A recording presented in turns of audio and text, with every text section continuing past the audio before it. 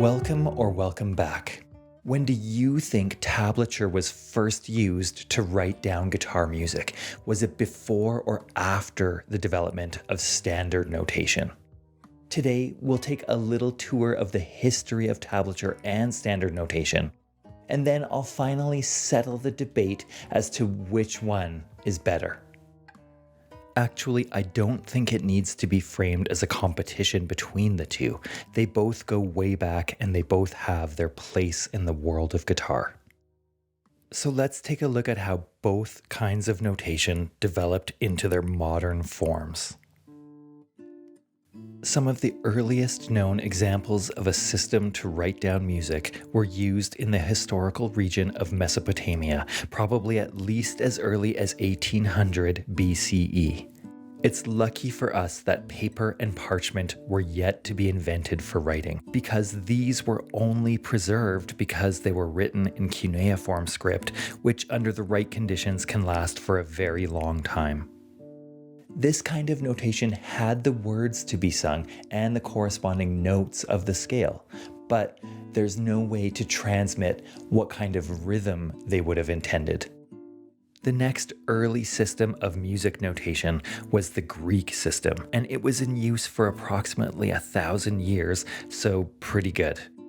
The farther back we go, the less evidence we can find, but some of the earliest examples date back to the 6th century BCE. We also have many gaps in our understanding due to a lack of evidence.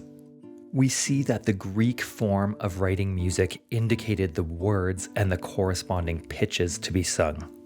But again, it is presented without a way to specify rhythms, and we don't know almost anything about the customary performance practices the ancient Greeks would have used. So any attempts to recreate this music are fascinating, but largely speculative. During the Middle Ages, a pneumatic system of music notation was used in Christian churches and monasteries in the West. It was developed basically to record Gregorian chants. A neume could indicate a single pitch or a melodic gesture to be sung on one syllable. The oldest forms sort of just vaguely show up and down. Then they had the idea of having a line that represents one pitch, and then having the relative height of the notes above the line matter. And then a big innovation that's usually attributed to Guido of Arezzo is the system of having multiple lines with fixed pitches, so that the exact pitch could be indicated. This was basically the notation system in use by the end of the Middle Ages. It shows the melodic contour, but not the rhythm. Tablature just means something that was written in a table, but over time it has become the name for the various different forms of writing music for specific instruments in a way that tells you where to put your fingers instead of trying to represent the sound. And arguably, the standard notation we use today is based on a kind of keyboard tablature. That means that both tab and standard notation emerged from the pneumatic system at around the same time in the Renaissance. With the invention of the printing press and movable type, it was getting easier to produce and distribute text. But for music, it was very complicated and expensive, and so for a long time, most music was written down and transmitted by hand, from teacher to pupil, and then copies could be made. But at least some publishers were willing to invest in the laborious and expensive pursuit of printing music, most notably Ottaviano Petrucci, who developed a technique to print music in 3 steps. It would be far more practical to print music using a standardized notation, and it was difficult for publishers of the time to justify the cost of creating a whole set of movable type for each type of tablature. Tablature continued to be used into the Baroque period.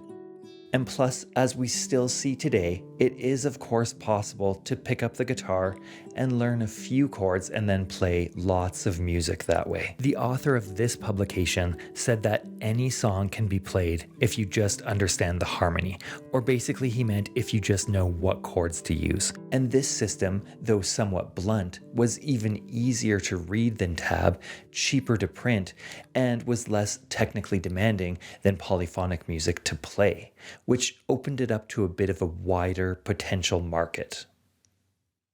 And so this system was adopted into the later Italian Alfabeto system, which was a kind of shorthand where the letter just indicates which chord shape, and it doesn't actually mean the sound of the chord.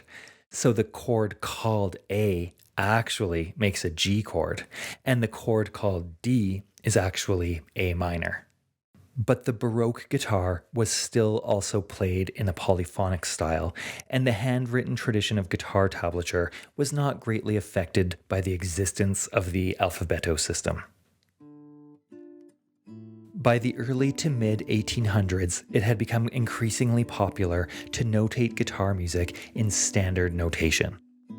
Printing technologies had advanced considerably by this time as well, and the development of engraving as a technique made it much more economical and profitable to print guitar music, and the affordability of the guitar as an instrument guaranteed a potential market. And since an artist would engrave each page once by hand, and then this was used to make copies, the notation could afford to be a little more luxurious. So for example, Soar can put in all these little rests to indicate note durations and muting strings, whereas that would have been essentially impossible to do with movable type.